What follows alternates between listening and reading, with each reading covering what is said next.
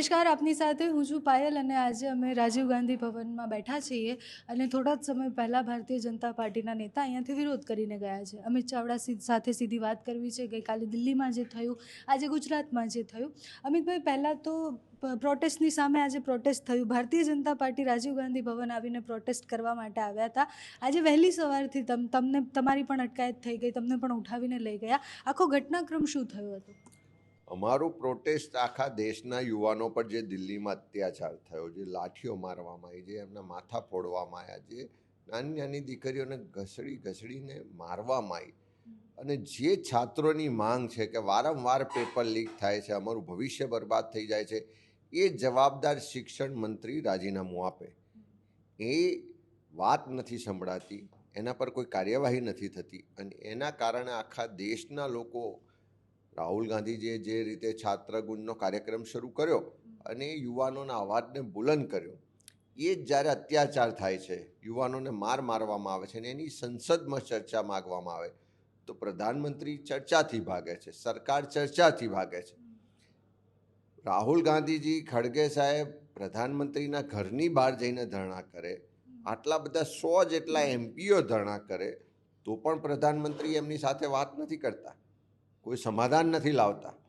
ઉલટાનું એમને પણ ઘસડીને પકડીને જેલમાં પૂરવામાં આવે છે. તો આ આખો જે યુવાનોનો આક્રોશ છે, આખા દેશનો આક્રોશ છે, એને વ્યક્ત કરવા, એના અવાજને બુલંદ કરવા માટે અમારો આજે વિરોધનો કાર્યક્રમ હતો. પણ તમે જોયું કે હજુ તો અમે અમારા પ્રદેશ ઓફિસમાંથી બહાર નીકળીએ, રસ્તા પર જઈએ ત્યાં સુધી તો પોલીસ આવીને ડિટેન કરીને, ધરપકડ કરીને લઈ જાય છે. અને બીજી બાજુ જે ભાજપની સરકારમાં બેઠા છે, જે લોકો જવાબદાર છે, જેની જવાબદારી છે, એવા લોકો લાજવાને બદલે ગાજવા માટે અહીંયા વિરોધ કરવા આવે છે. અને તમે જોયું કે જેની જવાબદારી છે, જેણે માફી માગવી જોઈએ, જેને શરમ આવી જોઈએ કે જે રીતે બેન દીકરીઓને મારી છે, યુવાનોના માથા પોડ્યા છે, આખા દેશમાંથી આવેલા યુવાનો પર અત્યાચાર કર્યો, વિપક્ષના નેતા પર અત્યાચાર થઈ રહ્યો છે, તો એમને શરમ આવી જોઈએ, માફી માગવી જોઈએ, એમના શિક્ષણ મંત્રીને રાજીનામું અપાવવું જોઈએ. આ ભ્રષ્ટ શિક્ષણ પદ્ધતિ છે, જે ભ્રષ્ટ પરીક્ષા વ્યવસ્થા છે, એના માટે જવાબદાર લોકો પર કાર્યવાહી થવી જોઈએ. જે દિલ્હીમાં લાઠીચાર્જ કરવાવાળા, અત્યાચાર કરવાવાળા જે ભાજપના ગુંડા, જે પોલીસ રૂપે હતા, એની સામે કાર્યવાહી કરવી જોઈએ. એના બદલે કોંગ્રેસ ઓફિસ આવીને વિરોધ કરે અને એને પાછી પોલીસ પરમિશન આપે, ડીજે લઈને અહીંયા આગળ એ લોકો વિરોધ કરવા આવે. ત્યારે આ બે વિરોધમાં ફરક છે. અમે યુવાનોના અવાજ બુલંદ કરવા માટે વિરોધ કરીએ છીએ, યુવાનોના હક અધિકાર માટે લડીએ છીએ. અમે યુવાનો પર જે અત્યાચાર થયો એની સામે, એના ન્યાય માટે, અને શિક્ષણ મંત્રી રાજીનામું આપે ને વડાપ્રધાન ને ગૃહમંત્રી દેશની માફી માગે, એ માંગણી સાથે અમે વિરોધ કરવા નીકળ્યા હતા. અને એ લોકો એમનું જે પાપ છે એ છુપાવવા માટે, લાજવાને બદલે ગાજવા માટે અહીંયા આગળ આવ્યા હતા. પણ હું માનું છું કે જનતા સારી રીતે જાણે છે, જોવે છે, અને આવનારા દિવસોમાં નેપાળમાં જે રીતે થયું કે જ્યારે ભ્રષ્ટ શાસકો બેફામ બને, ભ્રષ્ટાચાર વધી જાય, સિસ્ટમ ફેલ થઈ જાય, ત્યારે દેશના યુવાનો રસ્તા પર ઉતરે અને આખી ભ્રષ્ટ સરકારને ઘર ભેગી કરી, શાસકો જે ભ્રષ્ટ હતા એને રોડ પર દોડાઈને સત્તા છોડવા માટે મજબૂર કર્યા. દિલ્હીમાં જે રીતે અત્યારે આખા દેશમાંથી યુવાનો એકત્રિત થઈને જે માહોલ છે, જે રીતે રાહુલ ગાંધીજી આખા દેશમાં છાત્રગુંજ કાર્યક્રમ કરે છે ને એમાં યુવાનો જોડાઈ રહ્યા છે, હું 100% માનું છું કે યુવાનો હવે દેશમાં એક નવી ક્રાંતિ કરવા જઈ રહ્યા છે. અને નેપાળ જેવું ભારતમાં થાય તો પણ નવાઈ નહીં. અમિતભાઈ, કોંગ્રેસ એવું કહે છે કે સંસદમાં ચર્ચા માટે તૈયાર નથી. સત્તા પક્ષના તમામ નેતા એવું કહે છે કે અમે તૈયાર જ છીએ, કોંગ્રેસે રાજનીતિ કરવી છે એટલે આ બધું કરી રહ્યા છે.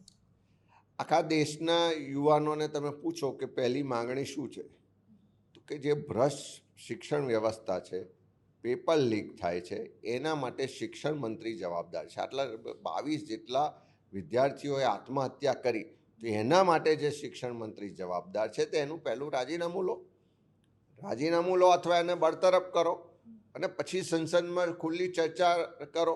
દૂધનું દૂધ ને પાણીનું પાણી થઈ જશે. 12 વર્ષના મોદી શાસનમાં 150 કરતાં વધારે પેપરો લીક થયા. અને આ પેપર લીક થાય છે એટલે ખાલી એક પરીક્ષાર્થી, એક છાત્રની જિંદગી નથી બગડતી, પણ એની સાથે એનો આખો પરિવાર જોડાયેલો હોય છે, એના ભાઈ બહેન, માતા પિતા, આખા એનો કુટુંબ જોડાયેલું હોય છે, લાખો રૂપિયાનો ખર્ચ થતો હોય છે, અને એ બધું જ જ્યારે બરબાદ થતું હોય અને એક બાજુ યુવાન નિરાશ થાય, એને આક્રોશ ગુસ્સો આવે અને એ પોતાની વાત કે એની વાત ના સંભળાતી હોય, તો હું માનું છું કે પહેલાં શિક્ષણ મંત્રીનું રાજીનામું લેવું જોઈએ અને દેશની બંને પાર્લામેન્ટમાં ખુલીને ચર્ચા કરવી જોઈએ. શું કામ ગભરાવો છો? શું છુપાવો છો? કેમ બચાવો છો? કેમ લાઠીચાર્જ કરાવો છો? કેમ કોના ઓર્ડરથી ટીયર ગેસ છોડ્યા? કોના ઓર્ડરથી લાઠીચાર્જ થયો? તમે આપણે જોયું નાની નાની દીકરીઓ, યુવાનો જે ઘર બહાર છોડીને ત્યાં આવ્યા હતા, એની પર જે અત્યાચાર થયો છે, હું માનું છું કે આવી બર્બરતા તો, આવો અત્યાચાર તો, આવું જુલમ અંગ્રેજોના શાસનમાં પણ નહીં થયું હોય એવું આ નવા અંગ્રેજો જુલમ કરી રહ્યા છે. અમિતભાઈ, કોંગ્રેસ માટે એવું કહેવાય કે દર વખતે આટલું મોડું કેમ થઈ જાય વિપક્ષે દેખાડવા કે વિપક્ષ મજબૂત છે અને વિરોધ કરી શકે છે? CJP વિરોધ કરે, આટલા વિદ્યાર્થીઓ ભેગા થાય, પછી કોંગ્રેસ કેમ વિરોધ કરવા આવે? સૌથી પહેલો પેપર લીકનો મુદ્દો કોંગ્રેસ પાર્ટીએ ઉઠાવ્યો. રાહુલ ગાંધીજીએ જાતે એ મુદ્દાને લઈને માનો કે કોટામાં વિદ્યાર્થીઓની સાથે જાહેરમાં સંવાદ કર્યો. પહેલાં પણ વિદ્યાર્થીઓને મળ્યા, જે પરિવારોમાં આત્મહત્યા થઈ છે પરિવારો સાથે વાત કરી. આખા દેશમાં છાત્રગુંજના કાર્યક્રમથી અમારા NSUI, યુથ કોંગ્રેસના આખી કોંગ્રેસ, ખાલી એક જગ્યાએ નહીં, આખા દેશમાં રાજ્યો વાઇઝ, જિલ્લે શહેરોમાં આના કાર્યક્રમો થઈ રહ્યા છે, વિરોધ થઈ રહ્યા છે, પ્રદર્શનો થઈ રહ્યા છે. એ વાત સંસદમાં ઉઠાવી રહી છે. રાહુલ ગાંધીજી વિપક્ષના નેતા છે, ખડગે સાહેબ આટલા વરિષ્ઠ નેતા છે, પ્રિયંકાજી સહિત બધું જ નેતૃત્વ પ્રધાનમંત્રીના ઘરની સામે ધરણા પર બેસે છે. આખી પાર્ટી લડે છે. ભલે અલગ અલગ આ મુદ્દા પર બધા જ લોકો લડે, બધા જ લોકો અવાજ ઉઠાવે. અમે તો ભાજપના નેતાઓ વડાપ્રધાનને પણ કહીએ છીએ કે તમે માફી માગો, તમે આનું સોલ્યુશન લાવો, તમારા શિક્ષણ મંત્રીને ઘેર બેસાડો. આ કોઈ રાજકીય પક્ષનો પ્રશ્ન છે કે કોઈ રાજકીય પક્ષની જવાબદારી છે એવું નહીં, પણ સરકારની જવાબદારી છે. આખા દેશના લોકોનો પ્રશ્ન છે અને યુવાનોની સાથે સાથે એક એક ભારતવાસીનો પ્રશ્ન છે કે આખી સિસ્ટમ વ્યવસ્થા ભ્રષ્ટાચારથી આખી એ હોય, આખી પરીક્ષા પદ્ધતિ ફેલ થઈ ચૂકી હોય, લોકોનો, યુવાનોનો પરીક્ષા પદ્ધતિમાં વિશ્વાસ ઉઠી ગયો હોય, એને પોતાનું ભવિષ્ય હવે ધૂંધળું દેખાતું હોય, એટલા માટે રસ્તા પર ઉતરે છે. અને રાહુલજી એ જ યુવાનોનો જો સૌથી પહેલો આ દેશમાં કોઈ અવાજ બન્યો હોય તો કોંગ્રેસ પાર્ટીને રાહુલ ગાંધી બન્યા. અમિતભાઈ, છેલ્લો સવાલ છે, ગુજરાતમાં હવે શું કરવાના છે? એટલે આજનો કાર્યક્રમ પૂર્ણ થઈ ગયો, વિરોધ પ્રદર્શન કરી દીધું, અટકાયત થઈ ગઈ, આ મુદ્દા ઉપર લાંબુ લડવાના છો જેમ ખેડૂતના મુદ્દા ઉપર લડ્યા, અલગ અલગ મુદ્દા ઉપર લડ્યા? અમારો છાત્રગુંજનો કાર્યક્રમ ચાલે છે ને એમાં તમે જોઈ શકો છો કે છેલ્લા કેટલાય દિવસોથી અલગ અલગ કોલેજોના કેમ્પસમાં, સ્કૂલ્સમાં, કોચિંગ ક્લાસમાં લોકોને ઘરે ઘરે જઈ અને જે યુવાનો છે, જે નવી જનરેશન છે, જેનજી જનરેશન, એના અભિપ્રાયો પણ લઈએ છીએ, રજિસ્ટ્રેશન કરાવીએ છીએ કે આ શિક્ષણ વ્યવસ્થા કેવી રીતે બદલી શકાય, શિક્ષણ વ્યવસ્થામાં શું ખામીઓ છે, એને કેવી રીતે સુધારી શકાય, કેવી વ્યવસ્થા હોવી જોઈએ જેથી કરીને શિક્ષણ મેળવે ને એના અનુરૂપ એને રોજગાર મળે.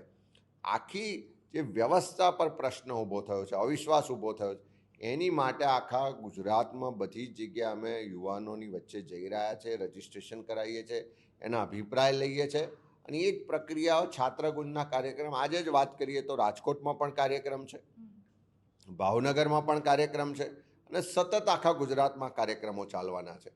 એટલે યુવાનોને જ્યાં સુધી ન્યાય નહીં મળે, આ પેપર લીક માટે આ મુદ્દા ઉપર લાંબુ લડવાના છો જેમ ખેડૂતના મુદ્દા ઉપર લડ્યા, અલગ અલગ મુદ્દા ઉપર લડ્યા? અમારો છાત્રગુંજનો કાર્યક્રમ ચાલે છે ને એમાં તમે જોઈ શકો છો કે છેલ્લા કેટલાય દિવસોથી અલગ અલગ કોલેજોના કેમ્પસમાં, સ્કૂલ્સમાં, કોચિંગ ક્લાસમાં લોકોને ઘરે ઘરે જઈ અને જે યુવાનો છે, જે નવી જનરેશન છે, જેનજી જનરેશન, એના અભિપ્રાયો પણ લઈએ છીએ, રજિસ્ટ્રેશન કરાવીએ છીએ કે આ શિક્ષણ વ્યવસ્થા કેવી રીતે બદલી શકાય, શિક્ષણ વ્યવસ્થામાં શું ખામીઓ છે, એને કેવી રીતે સુધારી શકાય, કેવી વ્યવસ્થા હોવી જોઈએ જેથી કરીને શિક્ષણ મેળવે ને એના અનુરૂપ એને રોજગાર મળે.